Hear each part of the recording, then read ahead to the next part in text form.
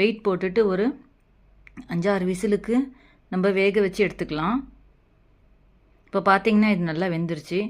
இப்போ இதில் நெய் போடலாம். கொஞ்சமாக நெய், ஏன்னா நெய் போட்டிங்கன்னா கொஞ்சம் டேஸ்ட்டு கூடுதலாக கிடைக்கும். அதனால் நான் நெய் சேர்த்துருக்கேன். நெய் போட்டுட்டு கொஞ்சோண்டு கடுகு, ஒரு ஸ்பூன் கடுகு சேர்த்துருக்கேன். 1 ஸ்பூன் ஜீரகம். இப்போ இது நல்லா பொரியட்டும். கொஞ்சம் உளுத்தம்பருப்பு, ஒரு 3/4 ஸ்பூன் உளுத்தம்பருப்பு சேர்த்துருக்கேன். ஒரு காஞ்ச மிளகா, ஒரு 2 காஞ்ச மிளகா. நம்ம ஆல்ரெடி காரம் போட்டதுனால காஞ்ச மிளகா கம்மியாக சேர்த்துருக்கேன்.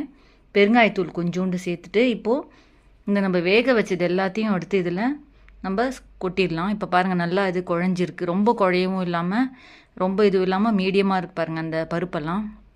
இப்போ அதில் கொஞ்சம் உப்பு சேர்த்துக்கலாம். உப்பு சேர்த்துட்டு நல்லா கிளறி விட்டுருங்க.